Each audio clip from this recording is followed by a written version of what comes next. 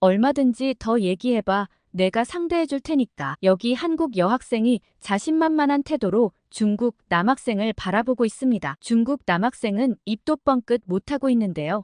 어떤 사연인지 한번 들어보겠습니다. 안녕하세요. 저는 현재 미국에서 공부 중인 영국인 에밀리라고 합니다. 저는 외교관이 되고 싶어 미국의 한 대학교에서 국제사회학을 공부하고 있어요. 솔직히 어릴 때 외교관은 성격 좋고 영어만 잘하면 되는 거 아냐? 라고 생각했는데 생각보다 공부할 게 어마어마하더라고요. 공부해야 할 양을 생각하면 정말 당장이라도 그만두고 싶을 때가 한두 번이 아니지만 대사관저에서 멋지게 근무하는 제 모습을 상상하면서 하루하루 힘내고 있어요. 제가 존경하는 대사관님 중 한 분은 콜린 크록스라는 주한 영국 대사관님이신데 얼마 전에 한국 방송에도 출연하셨더라고요. 엘리자베스 여왕님이 한국에 방문하셨을 때 한국에 대해 친절하게 설명해 주시는 게 인상적이었어요. 저도 꼭 그분처럼 되고 싶은 마음에 열심히 공부하고 있는 중이에요. 잠깐 저희 학교를 소개하자면 특이하게도 여기는 보기 드문 기숙학교예요. 기숙학교라 그런지 학생들끼리 굉장히 친하고 면학 분위기도 잘 형성되어 있는 편이죠. 꿈을 향해 공부하는 것도 즐겁고 친구들도 재밌었어요. 그 일이 있기 전까지는요. 어느 날 제 우체통에 편지 한 통이 있었어요. 보낸 사람도 없는 흰 봉투였죠. 편지 봉투를 열어보자마자 저는 깜짝 놀랄 수밖에 없었어요. 봉투 안에는 제가 친구들과 함께 웃고 있는 사진이 들어있었죠. 아무런 글도 없이 달랑 사진 한 장이 들어있었어요. 누가 사진 인화를 하면서 같이 뽑아줬나 싶어서 주변 친구들 모두에게 메시지를 보냈죠. 누가 사진을 이렇게 잘 찍어줬냐며 장난스레 물어봤지만 그 누구도 답이 없었어요. 이상하다 싶어서 기숙사에서 같은 층을 쓰는 친구들에게 물어봐도 다들 아는 바가 없더라고요. 그러고 며칠 동안 아무 일도 생기지 않아 저는 그 일을 까먹고 지냈죠. 그러던 어느 날 제 우체통에는 또 다른 편지가 꽂혀 있었습니다. 그때와 똑같이 생긴 편지 봉투였기 때문에 봉투를 보자마자 등골이 오싹했어요. 설마 또 그때 그 편지겠어 싶은 생각이었죠. 편지 봉투를 열자마자 저는 손이 벌벌 떨렸습니다. 봉투에는 또 친구들과 함께 놀고 있는 제 사진이 들어있었어요. 도무지 언제 찍었는지 알 수 없는 소름 끼치는 사진이었어요. 그런데 이번에는 메시지도 같이 들어있었죠. 메시지에는 난 널 보고 있어 라는 한 문장이 적혀 있는 거예요. 정말 소름 끼치고 무서웠어요. 누군지 알 수도 없는 상대에게 이런 사진과 편지를 받으니 어찌할 바를 몰랐죠. 그렇게 우편함 앞에서 이러지도 저러지도 못하고 식은땀만 잔뜩 흘리고 있는데 누가 제게 말을 걸었어요. 얼굴이 너무 창백하다며 괜찮냐고 묻는 사람은 아영이었어요. 우리 학교에 한 명뿐인 한국인에다가 같은 층을 쓰고 있어서 얼굴과 이름만 알고 있는 친구거든요. 아영이는 제가 너무 안 좋아 보였는지 일단 자기 방으로 가자며 자신의 방으로 저를 데려갔어요. 그러고는 물 한 잔을 떠주며 혹시 아프냐고 묻더라고요. 평소에 친하게 지내지도 않은 사이였는데 저를 이렇게 세심하게 챙겨주는 게 놀라웠어요. 영국 사람들이나 미국 사람들은 다른 사람 일에 절대 관심을 갖지 않아요. 누가 무슨 일을 당해도 그러려니 하는 편이죠. 그런데 제게 이렇게 다정하게 대해주는 아영이가 고맙기도 하고 이런 무서운 일을 겪은 게 서럽기도 해서 고맙다는 말도 못하고 눈물만 나더라고요. 도대체 이런 못된 짓을 벌이는 게 누구인지 왜 나에게 이렇게 하는지 정말 두려웠죠. 아영이는 말없이 저를 토닥여 주더라고요. 한참을 울고 나서 아영이에게 어떤 일이 있는지 얘기했어요. 아영이는 제 말을 듣더니 그동안 많이 무서웠겠다며 제게 깊은 위로와 공감을 해줬죠. 그러고는 당장 범인을 찾아서 따끔하게 혼내줘야 한다고 말했어요. 저는 깜짝 놀라 소리쳤죠. 그러다가 혹시 해코지를 하면 어쩌냐고요. 아영이는 그래도 이대로 당하고 있을 수는 없다며 처음엔 사진만 보내다가 이번엔 메시지를 보냈으니 다음엔 어떤 행동을 할지 모른다며 반드시 누구 짓인지 밝혀야 한다고 하더라고요. 처음엔 무서워서 그냥 가만히 있는 게 최선이라고 생각했는데 똑 부러지는 아영이의 말을 들으니 저를 지키기 위해서라도 강하게 경고를 해줘야겠다고 생각했어요. 아영이는 CCTV를 살펴보자고 하고선 경비업체의 상황을 설명드리고 함께 CCTV를 살펴봐줬어요. CCTV를 함께 관찰한 저희는 범인의 얼굴을 보고 경악하고 말았어요. 그 애는 메이슨이라는 중국 학생이었어요. 예전에 저랑 같은 수업을 들어서 과제를 한번 같이 한 적이 있는데 이 친구일 거라고는 꿈에도 생각 못했거든요. 과제를 하기 위해 모임을 할 때마다 이해도 잘 못하고 게을러서 정말 괴로웠죠. 보통 과제를 함께 한 친구들과는 친해지는 편인데 메이스는 나쁜 기억뿐이라 가까워지지 못했죠. 게다가 평소에는 저에게 말 한마디 못 붙이던 애가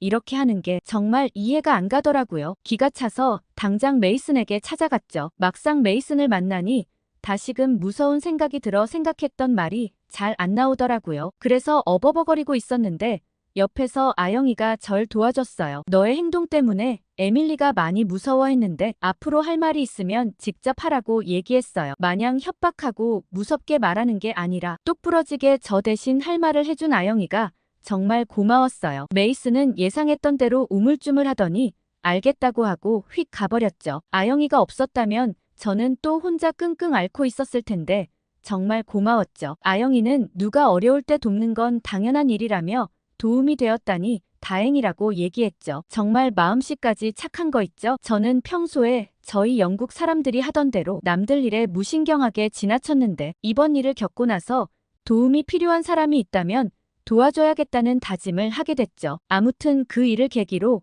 아영이와 저는 무척 가까워졌어요. 아영이가 그런 건지 원래 한국 사람들이 그런 건지 모르겠지만 항상 친절하고 배려심 깊은 모습에 정말 좋은 친구라고 생각했죠. 그리고 아영이와 함께 지내면서 저는 한국 문화를 굉장히 많이 알게 되었어요. 한국 문화를 알게 되면서 저는 제가 정말 바보였다는 생각을 했죠. 왜냐고요? 아니 어떻게 손흥민 선수처럼 멋진 선수가 영국에서 경기를 하는데 한 번도 보러 갈 생각을 못했나 모르겠어요. 전 스스로 똥멍청이라고 절 마구 비난했죠. 사실 전 축구엔 관심 없거든요. 왜냐면 저희 지역 셰필드 팀은 EPL 꼴찌 팀이기도 하고 미국으로 유학 오며 축구 경기까지 챙겨볼 열정은 없었기 때문이죠. 그런데 아영이와 얘기하다가 손흥민 선수 얘기가 나와서 유튜브로 좀 찾아봤는데 정말 멋진 거예요. 영국에 있는 친구들에게 손흥민 선수 얘기를 했더니 모두들 난리도 아니었어요. 저 말고 다른 친구들은 홈구장에 토트넘이 경기하러 왔을 때 직관까지 다 하고 왔다는 거 아니겠어요? 모두들 경기도 경기지만 손흥민 선수의 매너에 푹 빠졌다고 하더라고요. 경기 끝나고 기다려준 팬들에게 인사하고 사인도 해주는 모습에 반했다고요. 월드클래스 축구 선수가 그런 매너까지 갖추다니 정말 다 갖췄다고 생각했죠. 친구들이 보내준 그때 찍은 사진을 보며 다음에 영국 갈 때는 반드시 저도 꼭 스케줄을 맞춰 직관을 갈 거라고 다짐했죠. 그렇게 아영이와 친하게 지내던 어느 날 저희 기숙사에서는 포트락 파티 행사가 있었어요. 포트락 파티는 각자 먹을 음식들을 싸와서 함께 나눠 먹는 행사예요. 학생회에서는 학생들 간 교류를 활발하게 하기 위해 여러 행사를 진행하는데 그중 하나였죠. 근데 저는 이런 행사를 할 때마다 진짜 골치 아파요. 보통 자기가 잘하는 음식이나 자기 나라의 가장 유명한 음식을 가지고 오곤 하는데 영국에는 가져갈 음식이 없거든요. 아니 왜 우리나라는 맛있는 대표 음식 하나 없는지 모르겠어요. 이런데 피쉬앤칩스 같은 거 가져가면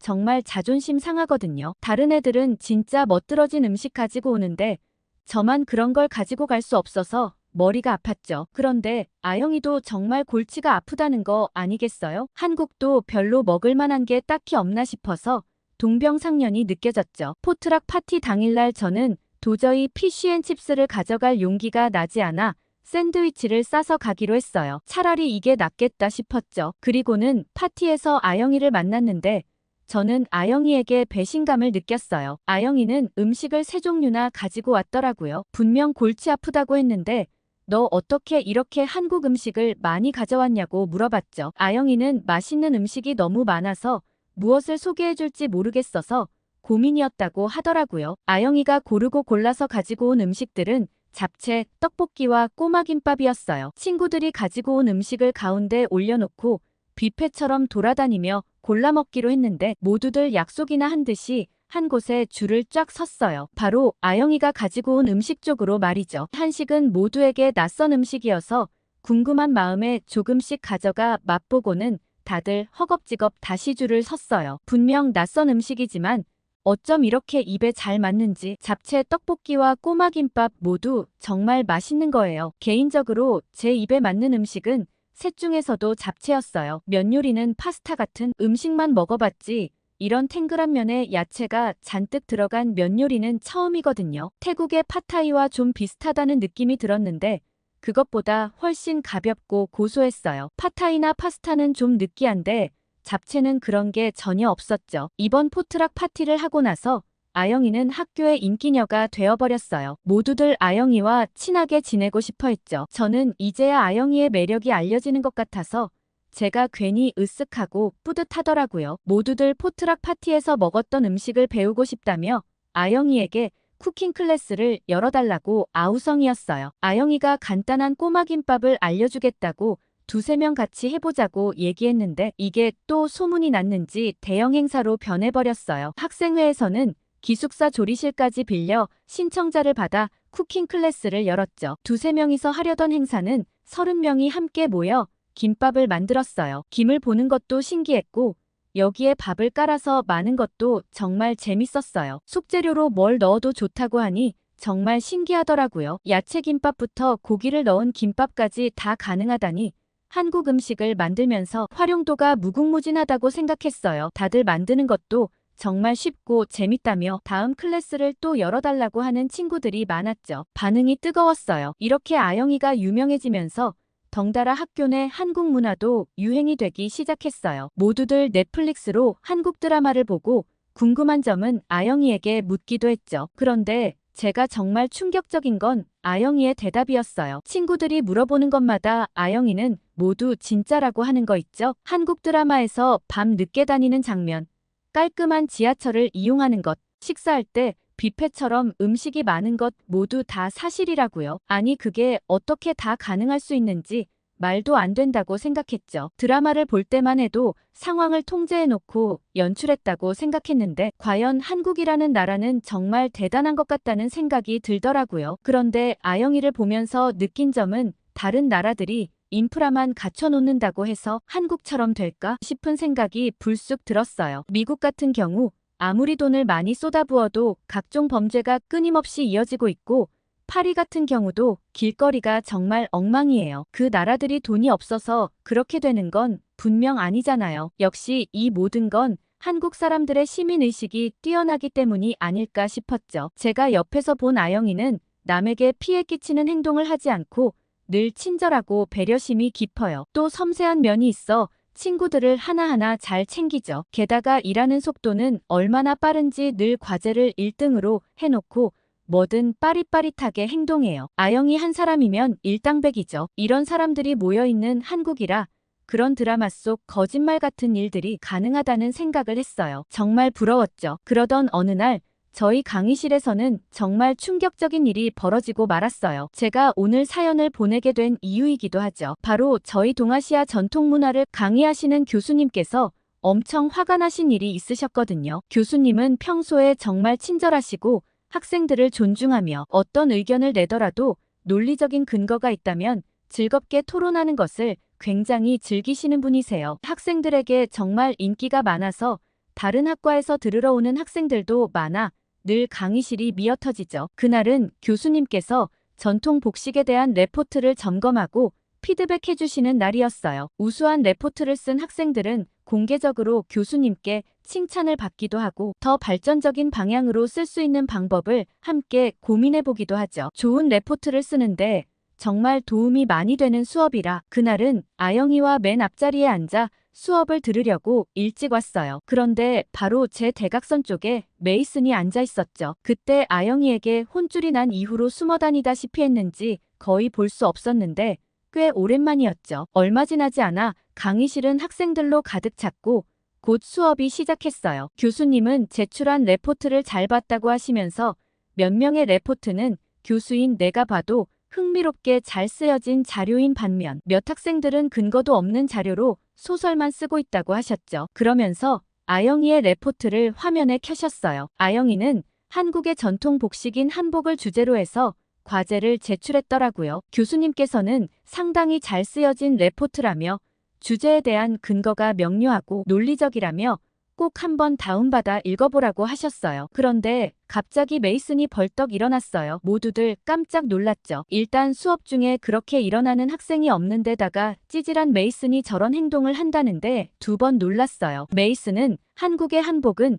중국에서 한푸라고 불리는 전통 복장인데 교수님이 중국 복식인 한푸를 한복이라 착각하고 있다는 거예요. 강의실이 술렁였어요. 그러자 교수님께서는 그렇다면 모든 것이 다 중국 거라는 건데 왜 코로나 팬데믹은 중국 것이라고 하지 않고 발뺌했냐고 하시더라고요. 강연장이 순식간에 웃음바다가 되며 여기저기서 박수가 터졌죠. 교수님의 멋진 대답이 통쾌하더라고요.